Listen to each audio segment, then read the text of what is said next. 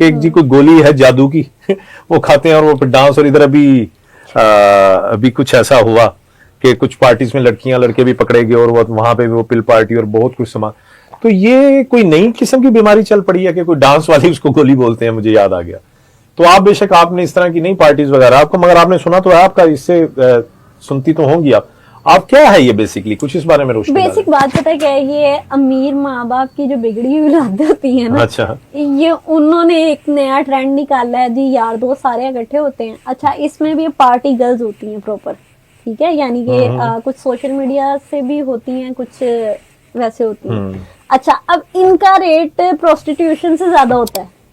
ये गोली का नहीं हाँ। उन लड़कियों का जो पार्टी गर्ल्स होती हैं। अच्छा, उसका उससे ज्यादा होता है आम जो लड़की है। हाँ, आम जो बाजार हुसैन की लड़की होगी या जो भी आजकल अब चल रहे हैं सिलसिले, उसका रेट उससे ज्यादा होता है। इवन कि वो काम नहीं भी होना ना, अगर यानी कि वो गलत फलत नहीं भी होना तो उसके बावजूद भी उसका रेट ज्यादा है। वजह अब ये है कि जो गैदरिंग होती है ना लड़कों की, उसमें उनका एक माइंड सेट होता है, यार मेरे साथ एक प्यारी सी बच्ची होनी चाहिए, मेरा एक लेवल बनेगा। अब हर पार्टी में नई लड़की लेके जाना उनका वो होता है। अब जाहिर सी बात है, जो पीछे से अमीर हैं उन्होंने लाख रुपया भी अगर किसी लड़की को दे दिया तो उन्हें क्या फर्क पड़ता है। सिर्फ अपनी एक वो रैपो बनाने के लिए कि नहीं जी मेरे साथ प्यारी से प्यारी बच्ची होनी चाहिए।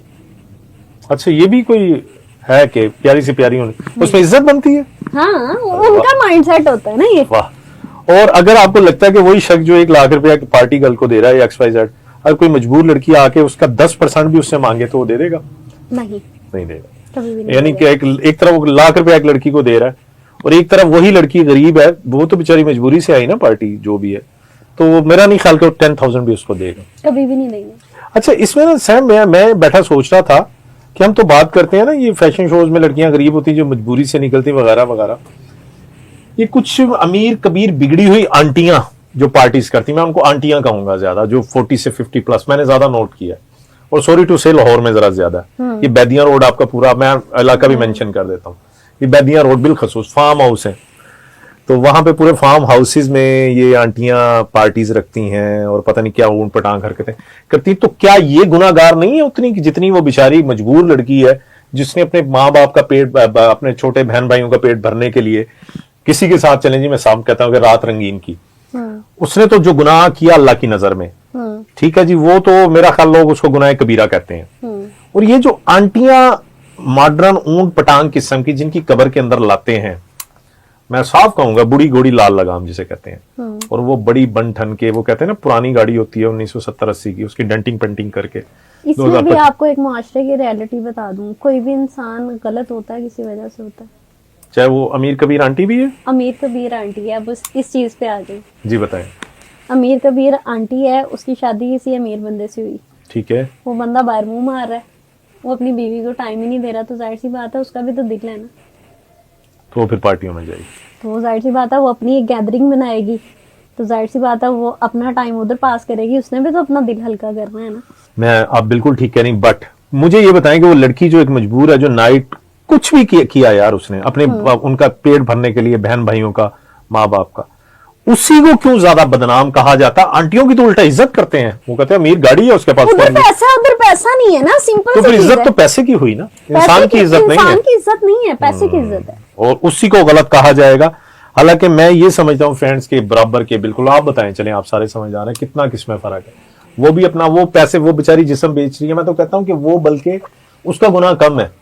और ये जो और क्लास है हमारी, जो एक अंग्रेज बनने के चक्कर में अपना आप भूल गई, वो मुंह बिगाड़ के इंग्लिश बोलना उनका पता नहीं उनको सिखाया जाता है, इसमें उनका एक कम्प्लेक्स है।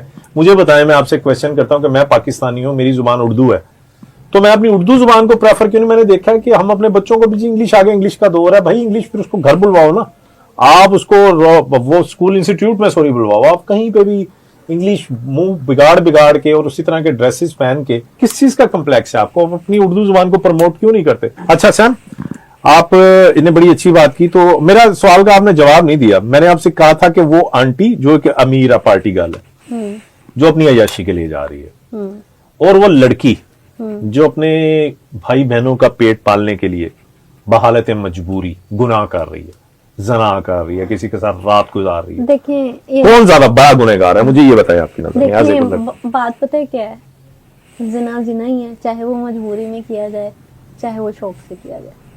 ठीक है, जना की यानी वो बराबर का उसका आपको लगता है? जिना जिना ही है।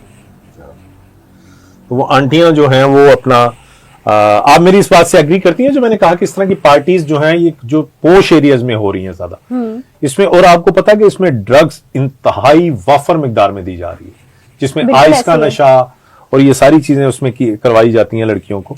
तो अभी हम जो टॉपिक था हमारा वो था कि एक लड़की को इसमें, ये दरअसल फ्रेंड्स ये सारी इससे मिलती जुलती इसलिए इस बात को ये यहाँ पे कर रहे हैं कि कोई भी लड़की है उसकी पहली मंजिल होती है। क्या मैं कह सकता हूँ सैम कि एक लड़की जब उसने शोबिज ज्वाइन करने का सोचा, और डोंट माइंड, वो बेचारी एक टाइम पे 100% 90% लड़कियां जो हैं वो आगे जाके प्रोस्टिट्यूशन में पड़ गई, फिर वो आगे जाके नायिका बन गई। आई एम राइट और रॉन्ग? राइट। राइट। तो इसका मतलब है कि वो फैशन शो से, पर फिर मैं कहता हूं कि मजबूरी, देखिए मैं मजबूरी, पता नहीं मेरा दिल कहता है कि लड़कियां मजबूर हैं। देखिए मजबूरी है, मैं उस चीज को इनकार नहीं करती। मैंने आपको अपनी स्टोरी बताई, मजबूर मैं भी थी। आप भी थे। आप कहती हैं स्ट्रांग होना चाहिए लड़की को। बात आती है कि आपका खुद का स्ट्रांग होना जरूरी है। मजबूरियां इंसान के साथ सारी जिंदगी चलती हैं। सारी जिंदगी क्या करोगे?